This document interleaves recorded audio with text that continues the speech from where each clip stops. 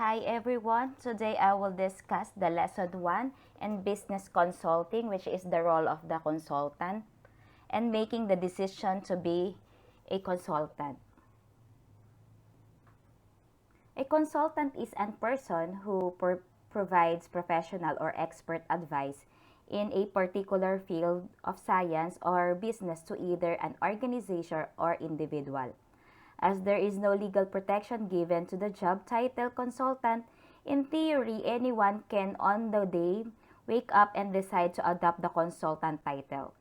Despite the broad definition that can be subsumed under the term consultant, there are in the essence three characteristics that distinguish a consultant from other professions.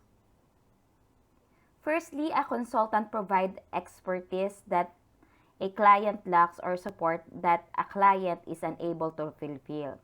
In return for their professional services, the consultant charges a fee. Secondly, a consultant operates independently from the client, implying that from the respective consultant there is no conflict of interest between the client's issue and the services.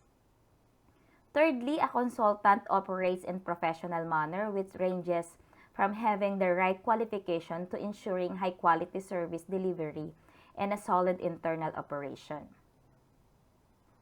Consultant roles and responsibilities vary by industry and according to the needs of organization hiring the consultant.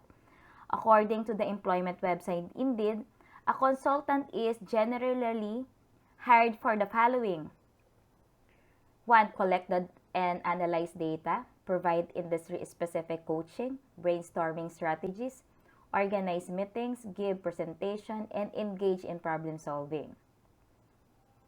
A company may acquire a consultant to complete tasks that the internal staff cannot perform due to a lack of expertise, existing commitments, government regulation, or a need for an unbiased opinion.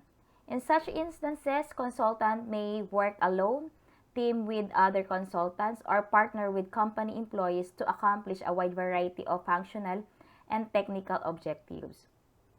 While accomplishing these objectives, the consultant might serve as implementer, an advisor, a trainer, or a publisher.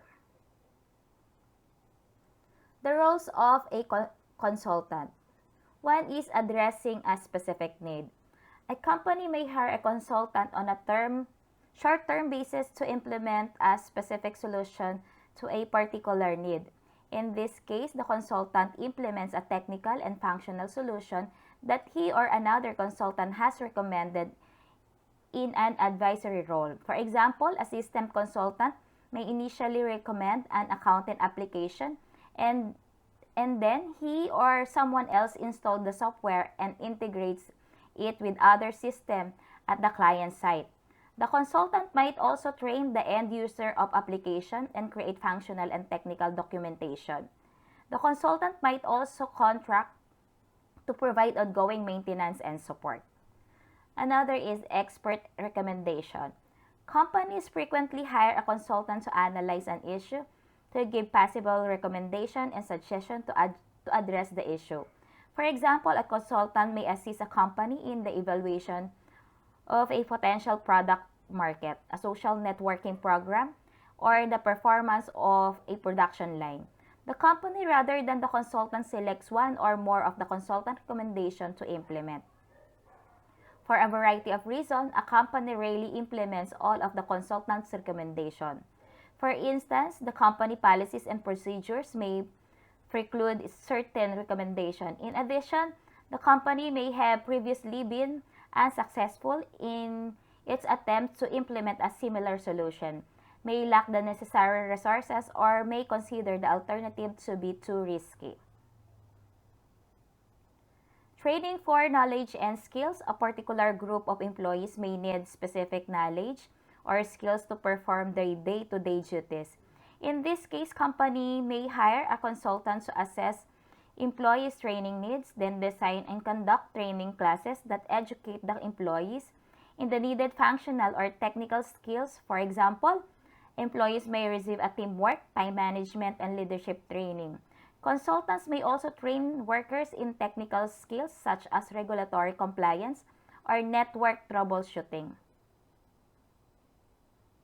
Training manuals and policy guides. Companies often rely on consultants to develop information products such as books, software, checklists, and reference guides that provide information that is inefficient to present one-on-one to employees. For example, a consultant might create a training manual or reference guide for software and present it multiple employees simultaneously.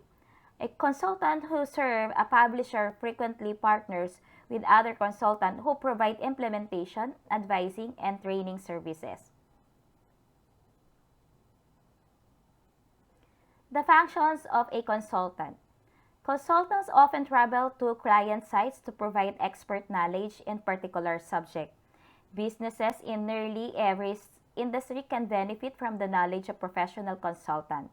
Common types of consultant purposes include technical, management, and accounting analysis. The specific function of consultant vary depending on the field, but the primary goal of any consultant is to help a company become more efficient and profitable. Reviewing management processes. A management consultancy role often focuses on helping a company improve its business performance, creating value, and maximizing growth. Explain consultant success. To accomplish this goal, management consultants gather information from a variety of sources within the organization to address and solve the problem. A business might hire a consultant to address specific problems such as issue with inventory and shipping function. In other cases, consultant may tackle board issue such as increasing profitability. Consultants frequently depend on research and critical thinking skills to do their job.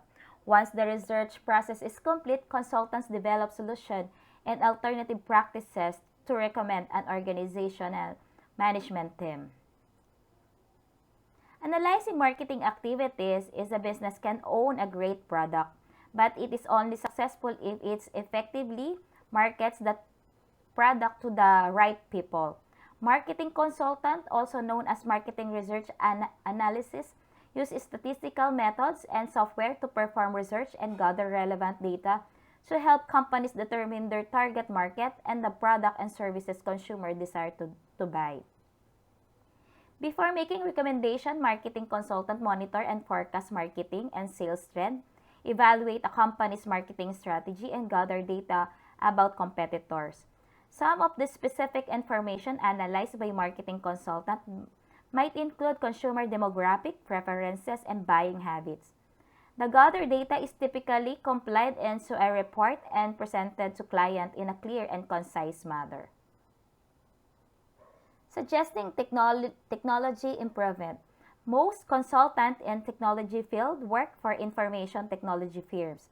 The function of a computer system consultant is to study organization's current computer system and make recommendations to management on how to operate in a more effective and efficient manner.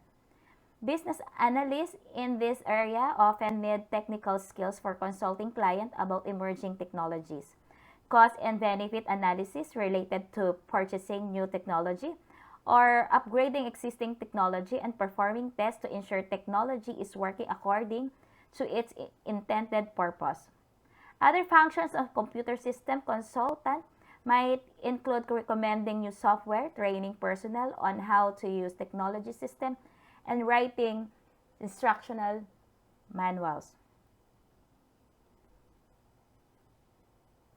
Accounting and tax analysis consultant working in accounting industry provide auditing, accounting, and tax advice to clients. Common functions typically include analyzing in a company's financial statement and records to ensure they comply with laws and regulations, suggesting ways to reduce costs and increase revenue, and computing taxes and preparing tax return.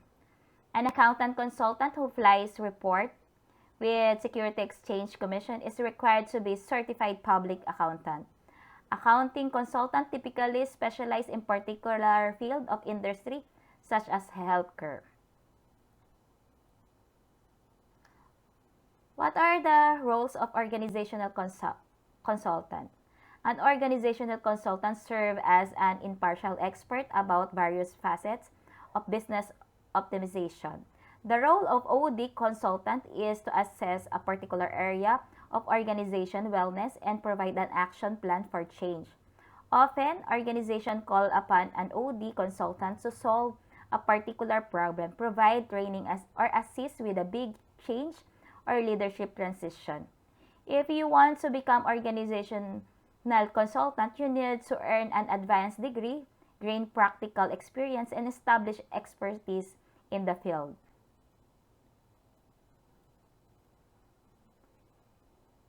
There are many different types of organizational consultant, but some responsibilities are consistent for all.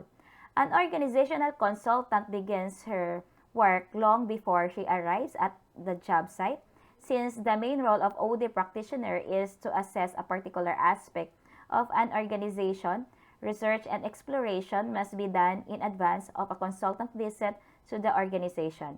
In addition to learning about the identified organizational needs, an OD consultant provides valuable feedback that frames a pathway for improvement. Here are a few of the various types of organizational consultant. Strategic direction. This consultant assists with the strategic planning and long-term goals related to market share, sales, and organizational work. Business operation focused on optimizing technology, management, and procurement. This consultant provides insight into the most efficient way to streamline costs and manufacturing. Financial services. This consultant provides advice about tax liability, cash flow, and risk management issue.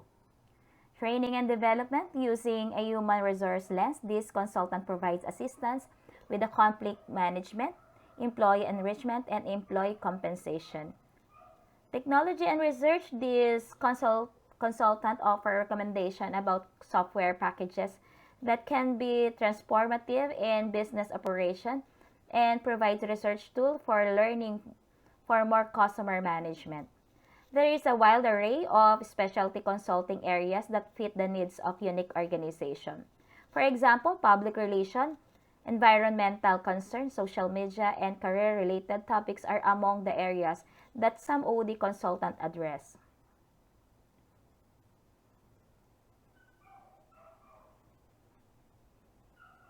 How to become a consultant. One is identify your area of expertise. Be honest about your strength and expertise lie, and consider strength outside your 9 to 5 focus. Maybe you have a landscaping side hustle with enough client demands to take it full time. Or perhaps you're good at closing difficult deals in a medical sales industry, so good that your colleagues are always asking for help. Ask yourself 3 questions to identify your niche.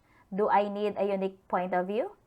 Do I have the experience necessarily to be authoritative in this field? Is there a demand for this service? Being a consultant requires you to organize, self-motivated, and good at boundary setting. Before launching your website and accepting your first client, consider your ability to meet these demands. You might identify the perfect niche, but if you can't meet independent deadlines or manage a billing cycle, you might not be ready to become a consultant. To find your consulting specialty, consider areas you excel in at work, projects you've given high marks on the performance reviews, or habits you mastered outside your office. You should also factor in what you enjoy. If you're doing this full time, it needs to be an activity you're passionate about. Second is set goals. Setting goals help you to know what you're working towards. Do you want this to stay nights and weekends project? Do you hope to turn into a full-time business?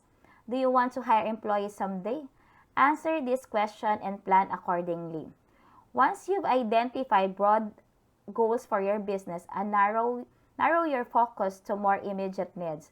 To do this, make sure your goals are SMART. Specific, measurable, attainable, relevant, time-based.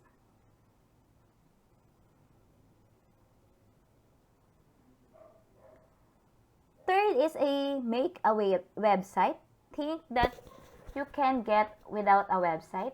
Think again. A recent local search association report finds that 63% of consumers use website to find or engage with businesses, and 30% of those consumers won't consider a business without a website. Also, if you have a site, Google gives you business more authority in local rankings. Creating a Google My Business profile isn't enough. A website that optimizes with backlinks, domain authority, and views will encourage Google to display your website in relevant searches. Fourth is get certified. As a consultant, it's crucial to remain cutting edge and competitive in your niche. And certifications are a concrete way to demonstrate your drive. For example, if you're a consultant for a medical sales professional, consider pursuing accreditation in one of IID's medical sales program. If your specialty is coaching teams to be better at outreach, consider getting inbound sales certification from HubSpot.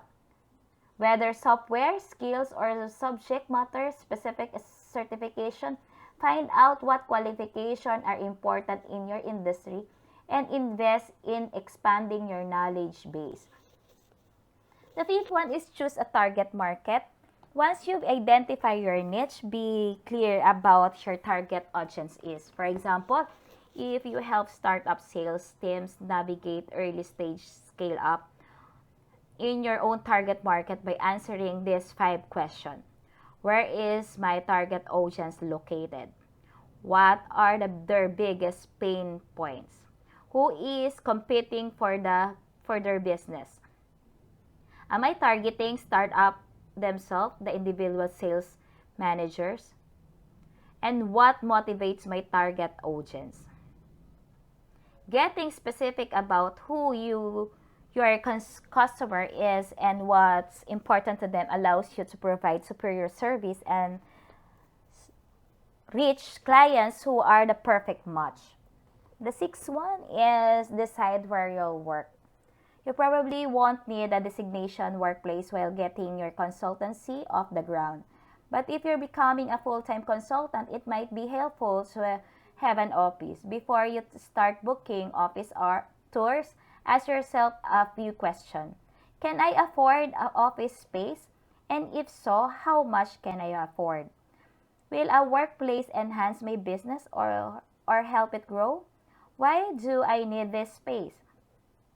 Once you decided that office space will truly benefit your business, consider what kind of space is right for your needs. Co-working spaces like WeWork and Galvanize are staples for many urban environments. They give you access to shared or small spaces, as well as meeting rooms and amenities at a lower monthly rate than traditional office spaces. They also give you another way to network and benefit from those around you. Seventh one is create your offerings. How will you be providing your consulting services? What kind of delivery models will you use? Will you be traveling to them or providing your services on site? Or will you provide your services virtually? Will you be performing actual work for them or you will be simply be guiding them to do the work themselves? Here are some popular consulting models: done for you, done with you, coaching, group coaching, online program. Even though it's the least scalable, it's often advisable to being with a done for you type of model so that you have proven experience and success stories to better sell the other types of product. The eighth one is set your rates. Deciding how much you'll charge client can be the hardest part of starting a consultancy. It's tempting to charge less than you're worth because you haven't proven yourself yet. Research what comparative consultants are charging in your area and decide which of these common types of consulting pricing must be fairly compensate you for the work you're doing. The nine is network with people. Speaking of networking, referrals are a crucial way to grow your business, but they aren't the only way. Unlike at a large company, you probably don't have a marketing team whose job is to promote your business. Instead, selling the value of your consultancy often falls to you and you alone. The 10th one is know when to say no. In the beginning, it's easy to say yes to every client and every request. Now, more than ever, you want your work to be high quality, organized, and manageable, coming in and a good rate. If saying yes to a new client means your current client work will suffer, say, I do love to serve your needs, but with my current workload, I don't think I can give you attention you deserve. I should have more availability next quarter. Can I reach out to you then to see if this is really a need? Prospective customer will appreciate your honesty, and you'll be able to maintain high quality work and doesn't mean threaten your sanity or existing client satisfaction. It's also difficult to turn down clients that aren't good fit. Be honest when you can meet up prospective client needs and be proactive about introducing them to someone who can. They'll benefit from a better match and your business won't lose sight of what it does best.